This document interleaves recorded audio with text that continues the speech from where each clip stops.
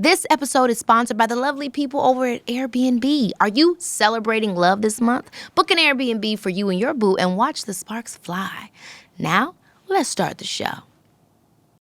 And I started like pitching crazy ideas. I'm trying to like figure out, what story I can tell where someone wears a dress but then pulls out a gun, Come on, see, people don't know with actors, it's very hard to play drunk. Yeah. And the whole movie, he's drunk maybe until the ending of it where he finally comes to. But we in it, but what you got grits in your hands? Ain't nobody cooking you breakfast? Like the whole thing is so funny. And it has so much heart.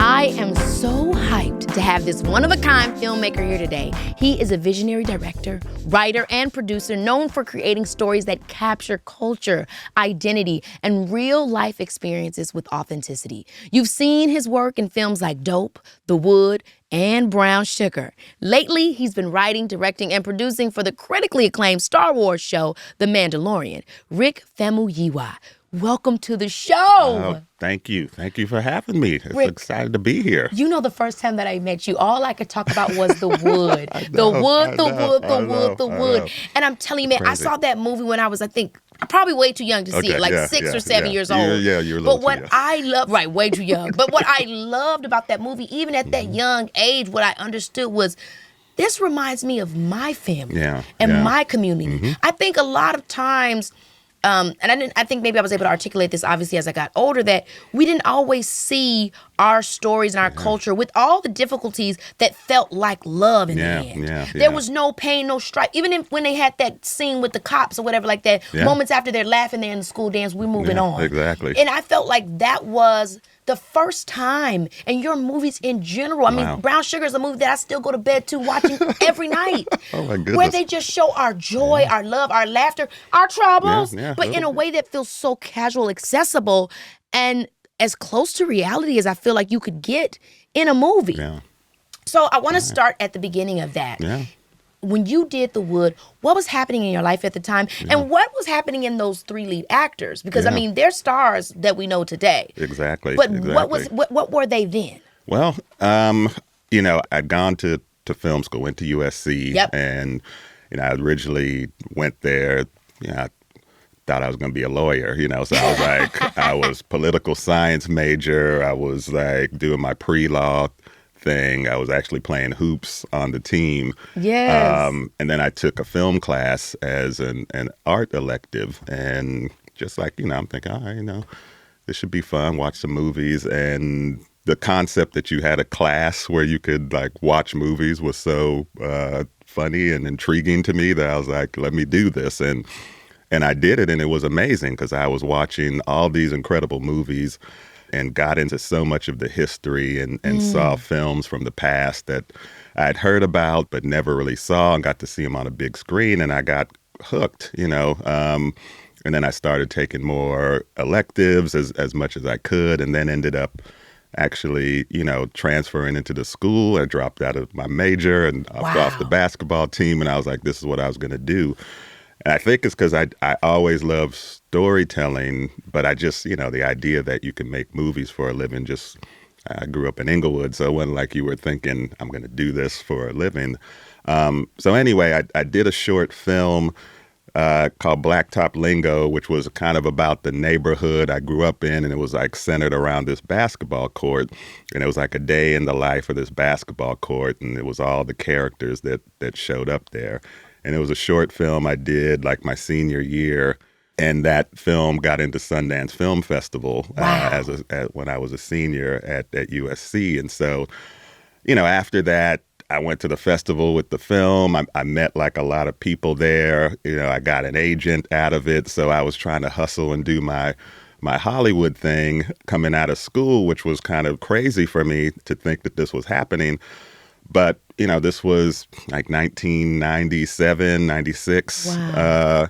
And so, I went in with a lot of like the ideas that I wanted to make and was getting a whole lot of resistance to it. There was just a lot of people who did not understand, even though I think, Spike and Robert Townsend were doing a lot of great work.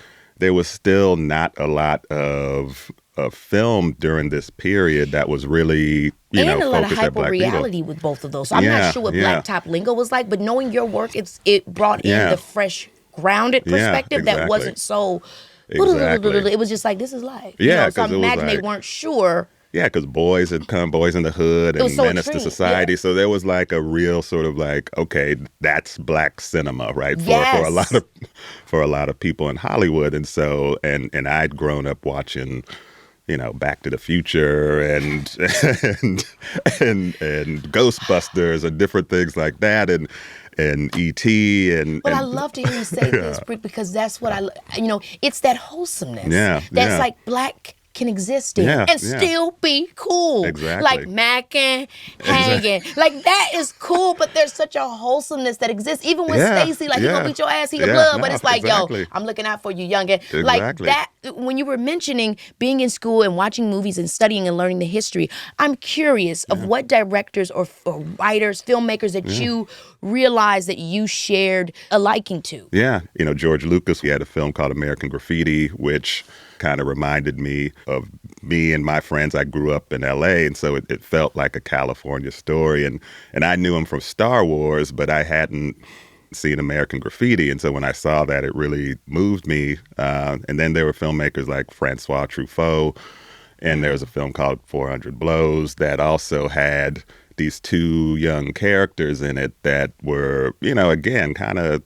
they were rough little characters, but they were sweet, you know. And so as I was sort of struggling to get my foot in the door and, you know, and I started like pitching crazy ideas because I felt like that's what the business wanted. So I'm trying to like figure out, you know, what story I can tell where someone wears a dress but then pulls out a gun, you know. Come on, Tootsino. So I'm like, so I'm pitching all this stuff, and I'm like, yo. And I came out of it just feeling like, what the hell am I doing? And so finally I was like, okay, if someone said, write a story, don't worry about whether you could sell it, anyone could buy it, what would be the story you would write?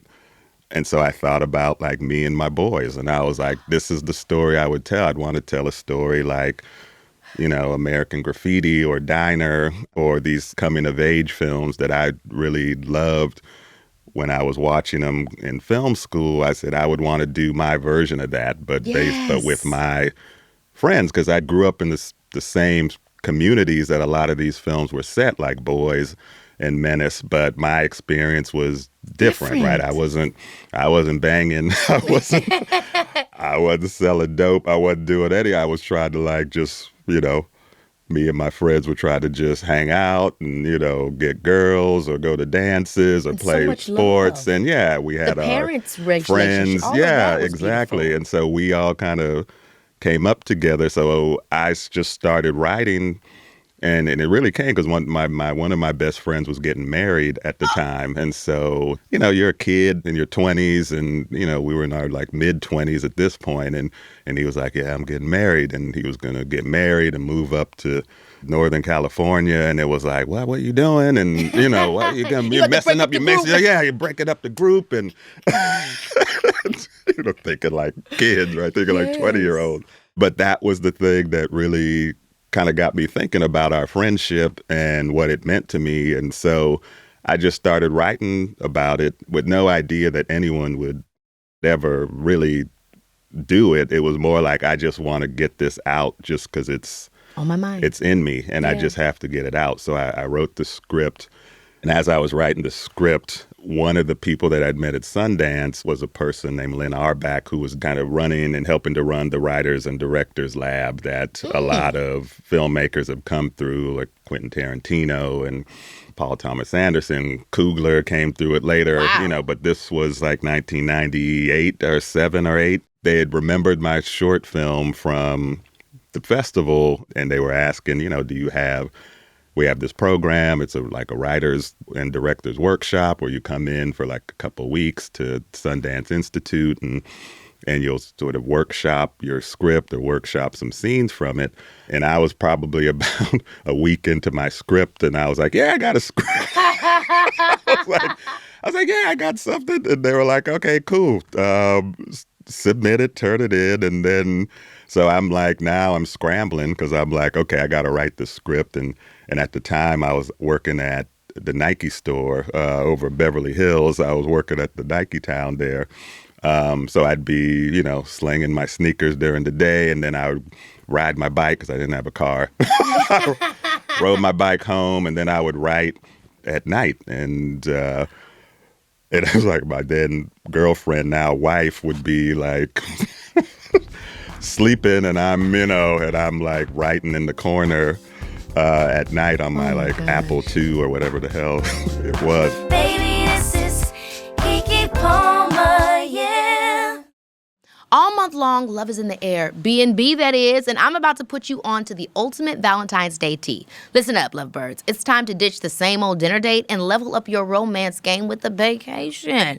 Now, I've been known to take a lover on a romantic getaway in the past, and Airbnb was always the first place I looked to find private spots perfect for cuddling up. I'm talking tucked away deep in the middle of nowhere chalet, okay? Trust me, nothing says I love you like champagne and strawberries in front of a cabin's fireplace or some Pinot and chocolate in your very own bubble house. Yes. This year, head straight to Airbnb's guest favorites. These spots are the cream of the crop, honey. Cozy cabins, beachfront beauties, and city penthouses that will make your bae's jaw drop. They're top rated for a reason, with amenities that'll have you feeling like royalty. Now, don't settle for ordinary this V-Day and every day after. Whether you're dreaming of a scheduled mountain getaway or chic city escape, Airbnb's got you covered. Remember, some trips are better in an Airbnb, especially when love is in the air. Book the perfect spot and get your vacation on. You'll never forget it. Happy Valentine's Day. So I'd scrambled to get the script in, turned it in, just got it in on the deadline, and they ended up taking and bidding that film into the lab, and that's where it really sort of took off for me. I did the labs and we're there for 3 weeks, and it was an incredible experience. Michelle Satter still, to this day runs the lab, and that's where I met the producers.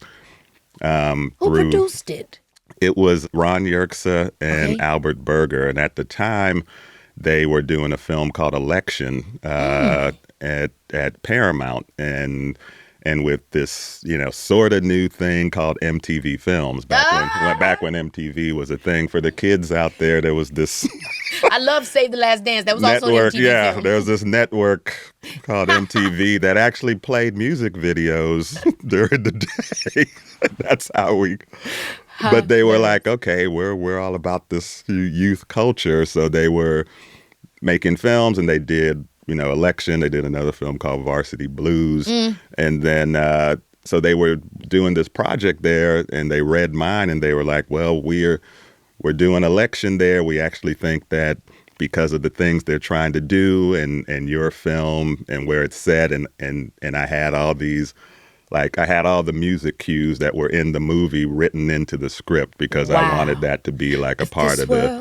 Yeah, exactly. That became one of my favorite songs as well growing up because of that movie. So, and that scene. Yeah, so that's how it happened. So was Omar Epps and Taye Diggs. Would you say that movie discovered them kind of? I'm not sure of what was going on. Yeah, I mean, it's funny because Omar had, Omar was the most experienced because he had done Juice, and he'd been around. Was this before Love and Basketball or after? It was before Love and Basketball. So he hadn't, he was doing the most and kind of had broken, if you will. Yeah. And so he was the first person that came on board. I ended up setting it up at MTV and Paramount. They decided to make it. And Omar had actually read the script because we had done a reading, just the script, a table read, script read at this spot called the Jazz Bakery. Mm-hmm. So we did it there, and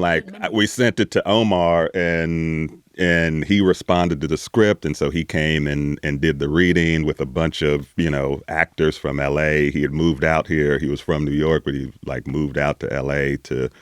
and so he read it and loved the script and was just like, man, this is me and my boys. And even though I grew up, East Coast, this is just like us. And so So he was like the first piece that came in, and then the next one was Tay, and he's so funny. Yeah, he was. I'm a make her booty jiggle, dude. Like, why?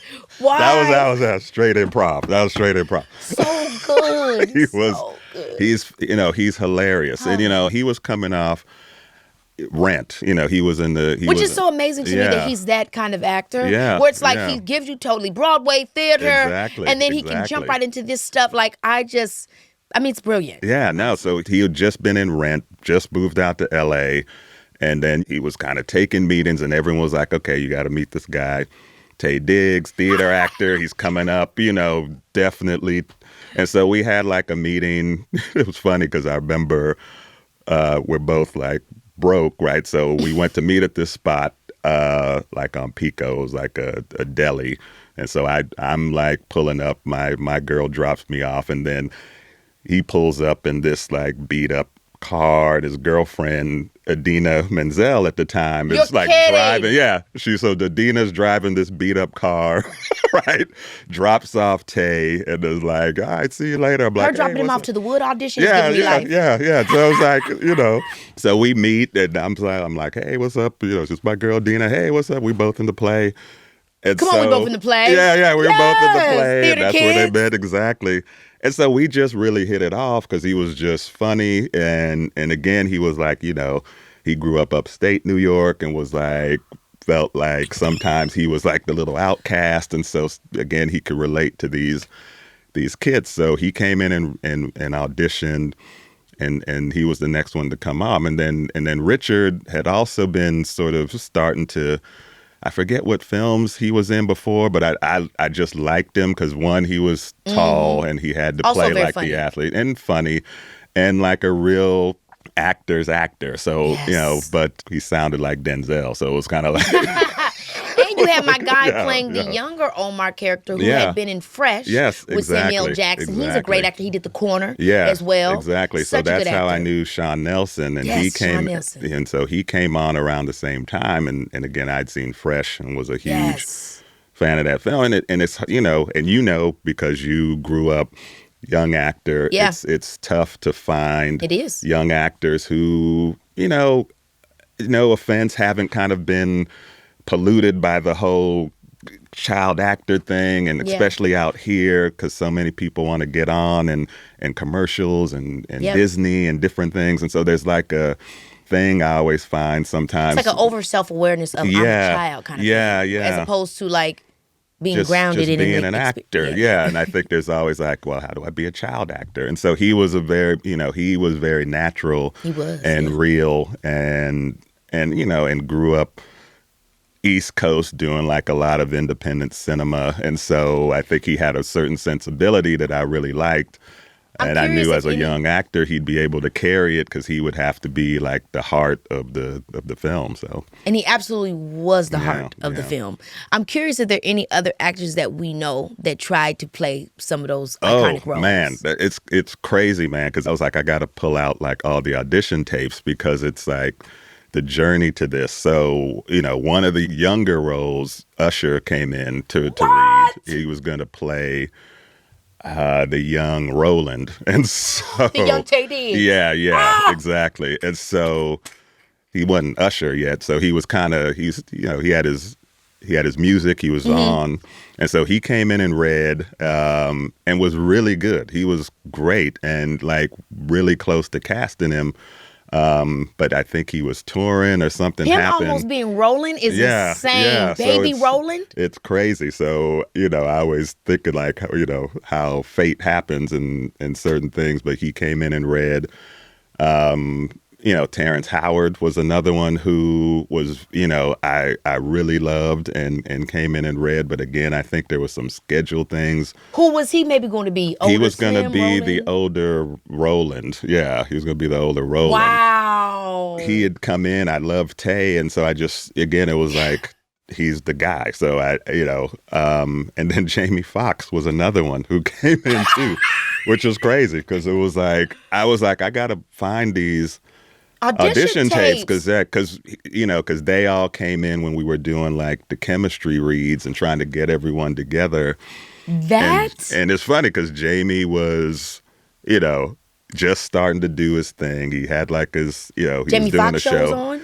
No, this was before because he was doing, I think he was, I want to say. On tour doing stand-ups? Yeah, he was on tour. He might have been coming off Living Color. But he was starting to do his touring. And I went to one of his shows and it was incredible because he was doing this whole Jamie thing where it's funny. He was doing music. I was like, man, this dude's.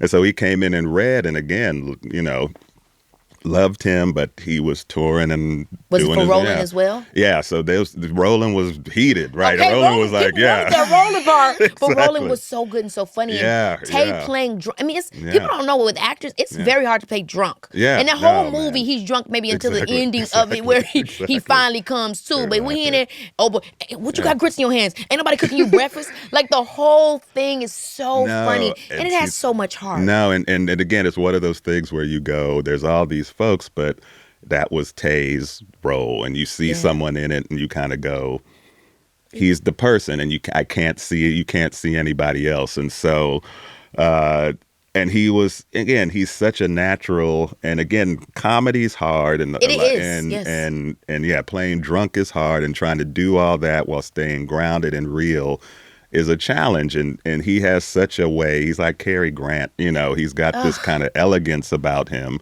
so.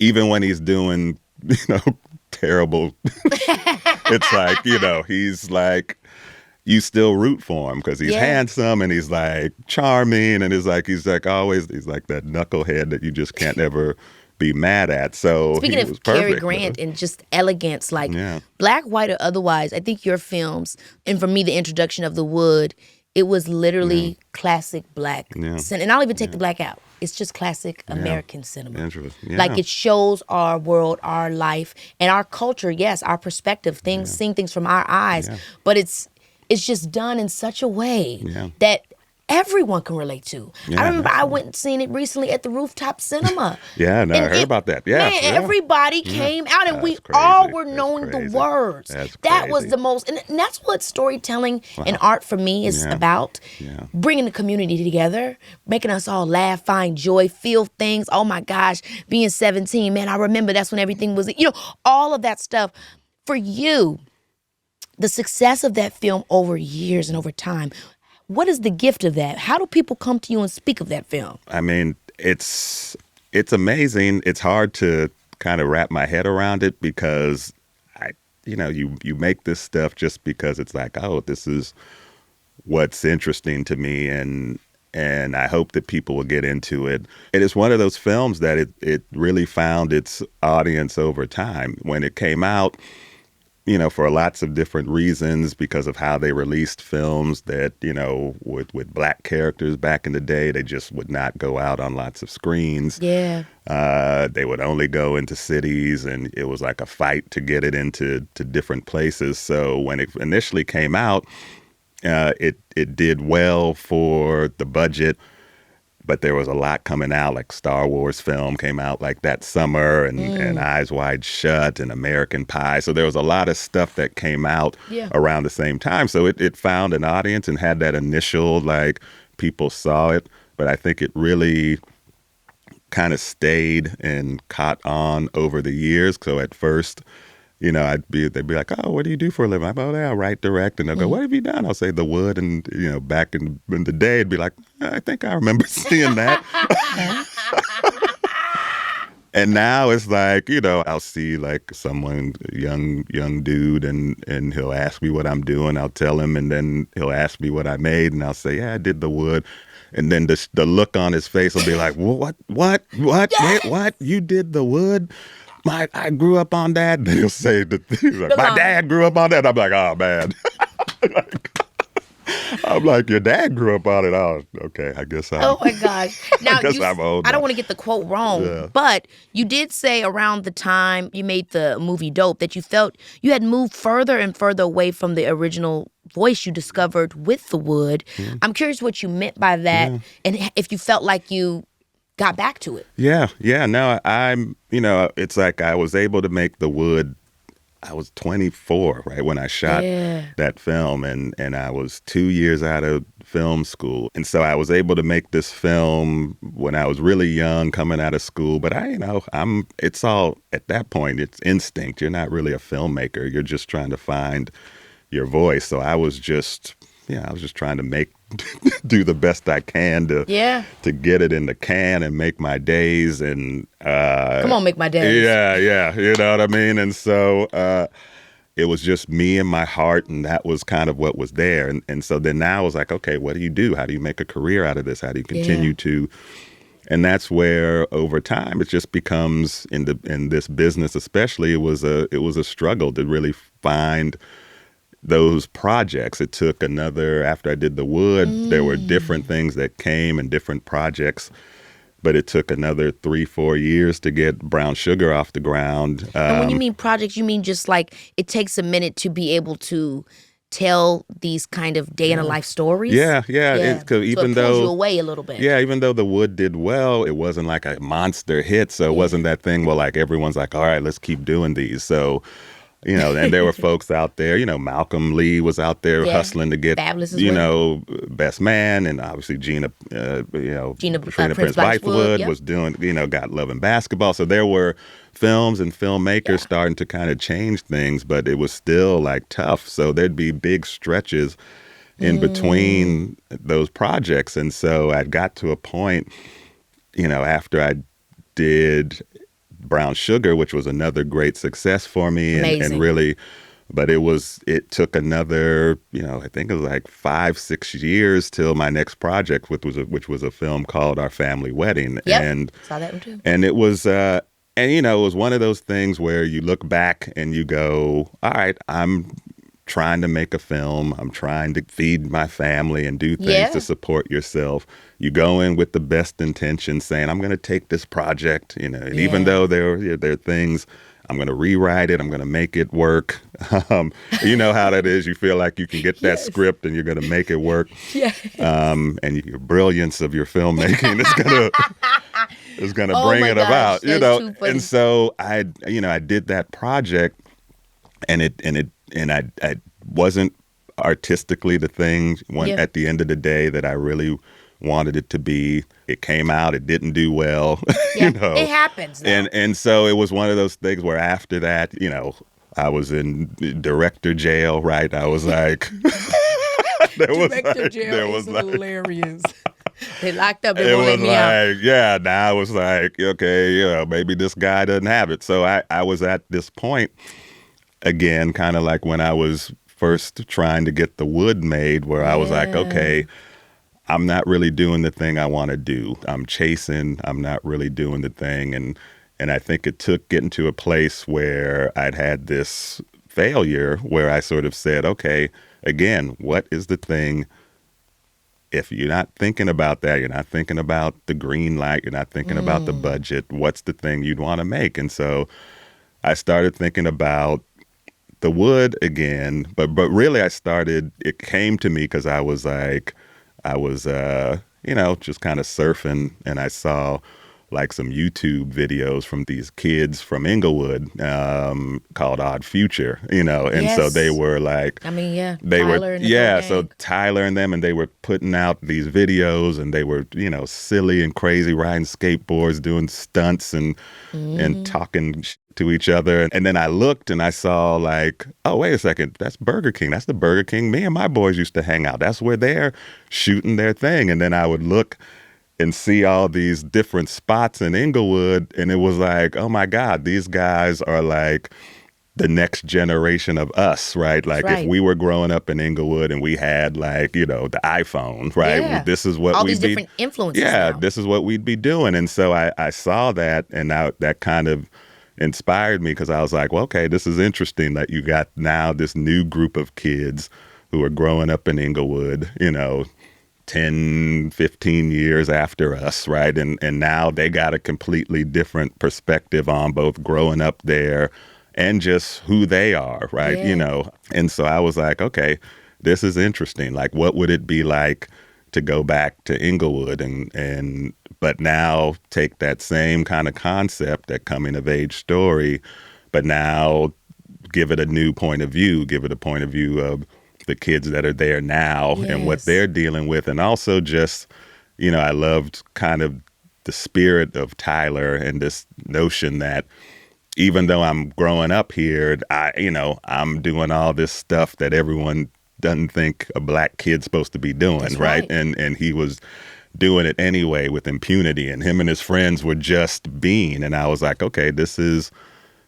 cool. This is something, because that's how we were. We were like those little oddballs who were doing stuff like that. But again, we didn't have like the same kind of access and platform. I had to go actually go make a movie, right? Yeah. Where Tyler could just be on his iPhone, film stuff, put it up, and now he's got like a platform. So I was like, all right, I want to do this. I want to kind of revisit the wood, but for like a different generation. And so that's where Dope came from, and that's what I meant. Where I was like, okay, I need to get back to my voice and the things that that really speak to me. So let's talk about my voice, because you said something here that I think is really true earlier on, where you were talking about, you don't really know exactly what your voice is in the beginning, right? It's instincts, and everybody else kind of almost knows your voice damn near more than you do. I experienced that even, it's starting out very young. People seen it.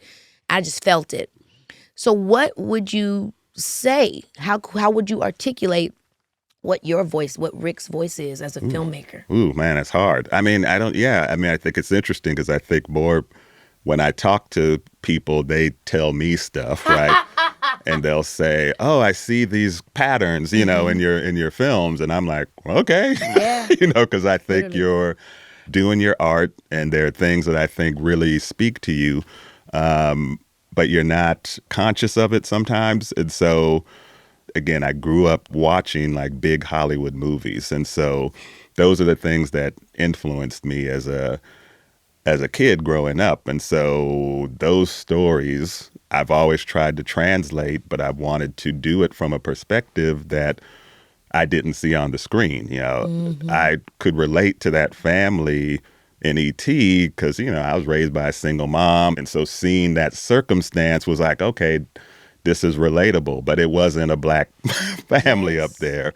And so I always want to be about telling these types of stories, but bringing that perspective that not that it's about, it's not that it's about being black per se, but I think being black in America brings a certain perspective to how you see the world.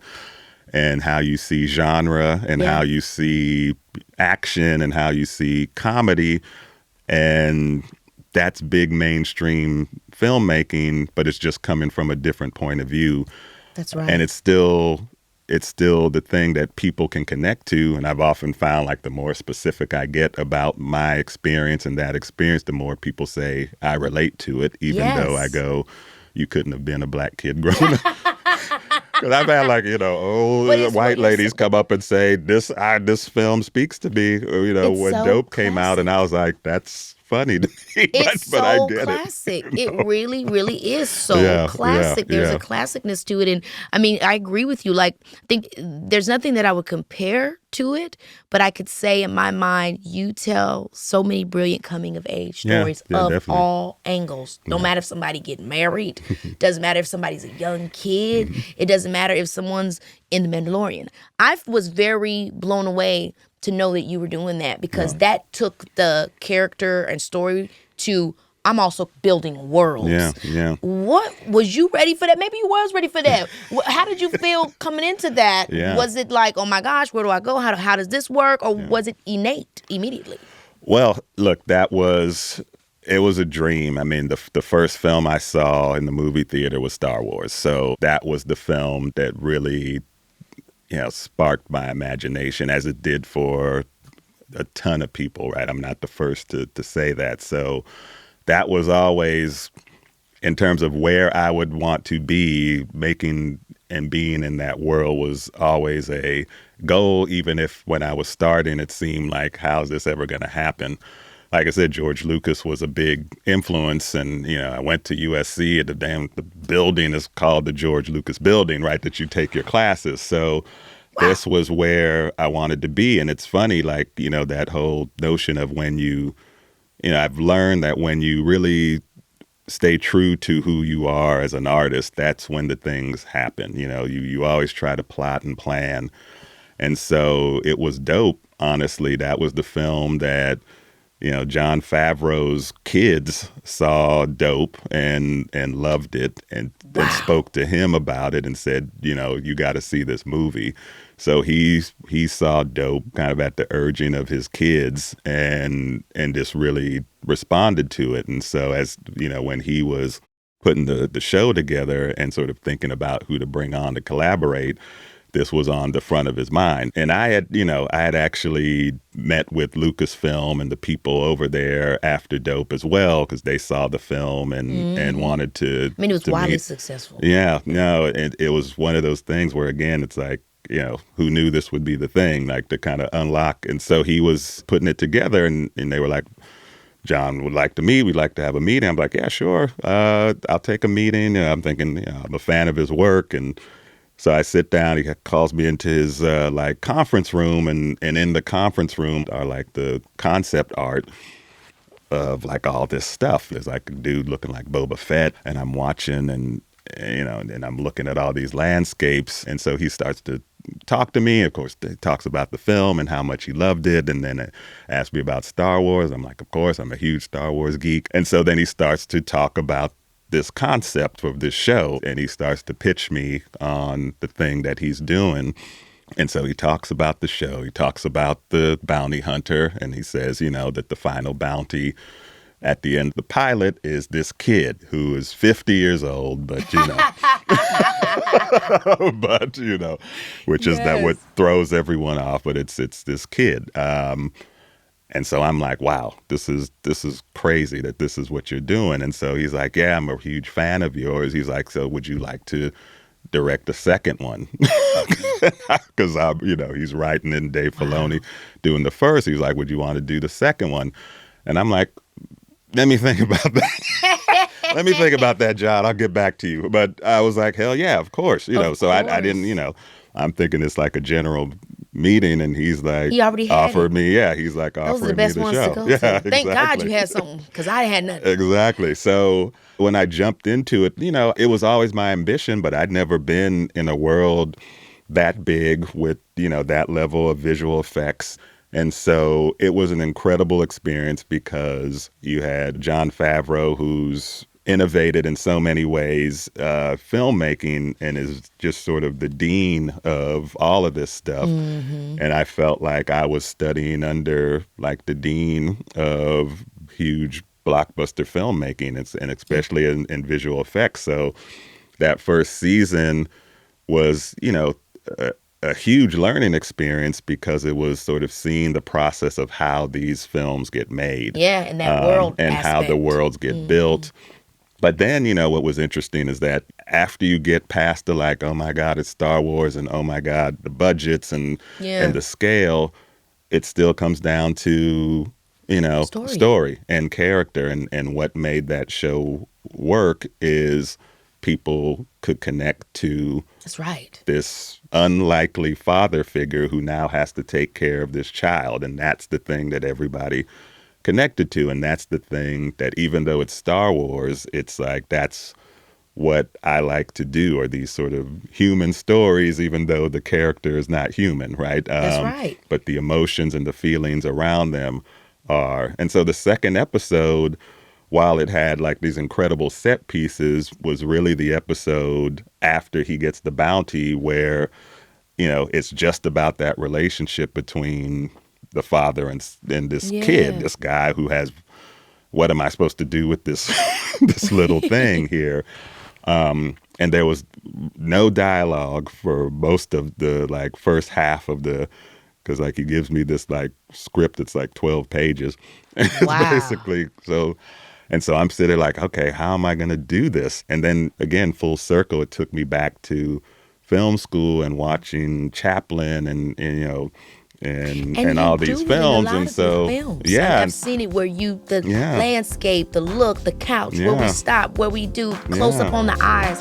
Baby, this is Keke Palmer, yeah. Okay, so I know y'all caught last night's premiere of The Bachelor, right? Didn't I tell you there'd be a quiz? Look, it's fine, because if you didn't, I'll let you hop on over to Hulu to get caught up. Now that that's out of the way, didn't I tell y'all that man was fine and genuine and kind-hearted and really sweet? And did I mention fine? This is the sort of television that I live for. The romance, the drama, watching all these beautiful people gallivant and covert all over the mansion. My heart's fluttering just thinking about it. Well, grant you Savannah, the blonde bombshell from Virginia, or Kelsey, the gorgeous goddess from Brooklyn, or any of the other beautiful and intelligent women vying for his love. Y'all know I have no horse in this race, but I am locked in. Listen, if there was ever a time for a wine-fueled watch party with the besties, it's Mondays at 8/7 Central, darling. New episodes of The Bachelor air every Monday at 8/7 Central on ABC. And as always, you can choose to stream it on Hulu too. Now, where's my rose? I want to throw in a little dope fun fact that people may not know. Please, go. Well, how we met. Exactly.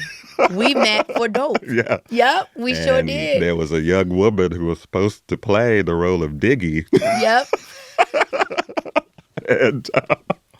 And you'd read the script, and we met on that role, and you were supposed to play that role. And then you got this incredible opportunity. I want to say the talk show was starting or something. I don't know what it was, and it was I like, hated that. And you hit me and you were like, I can't do it. My schedule, I got to go do the show, crazy. you know, so it was just. I'm going to find out what yeah, the that's what I wanted, but it was like, but it's one of those things where again, it's like. And that's why I need to do something with you. We're going to. I'm waiting.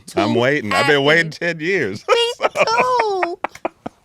I've been waiting 10 years. How that happened. So anyway, I just want to. That's why this was such a great full circle, because it's what you've been doing since then has just been incredible to see. So, so when you were like, hey, do you want to do this? I was like, of course. Yeah. Well, you've always been such a huge inspiration to me for everything that you've said. I feel like you changed everything. When I look at films that include us, but again, not just like across the board. They're brilliant films. Wow. They really thank you so much. And you may be doing Uptown Saturday night. Oh my gosh.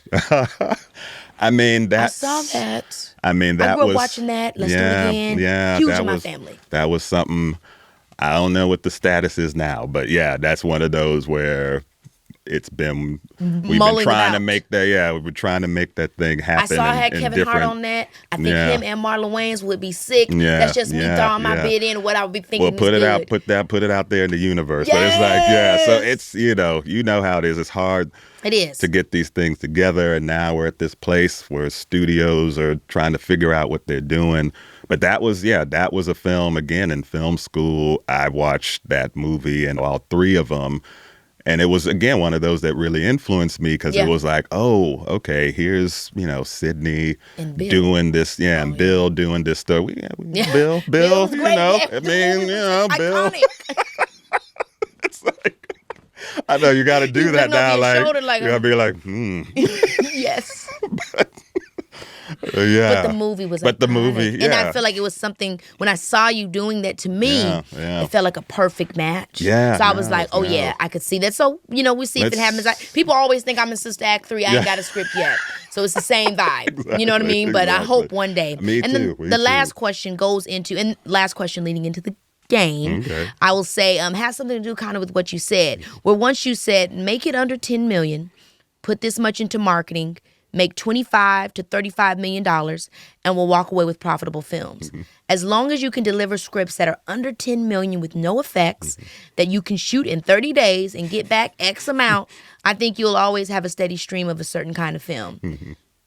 Kind of your breakdown of what it is to make a film, probably especially as a Black creative, trying to get something done. Yeah. Do you still think it's that way? I know for me, I think it is. Yeah, I mean, I think, and that's part of the economics of film and filmmaking, for sure, which are wrong, right? And I think it's been proven wrong time and time again.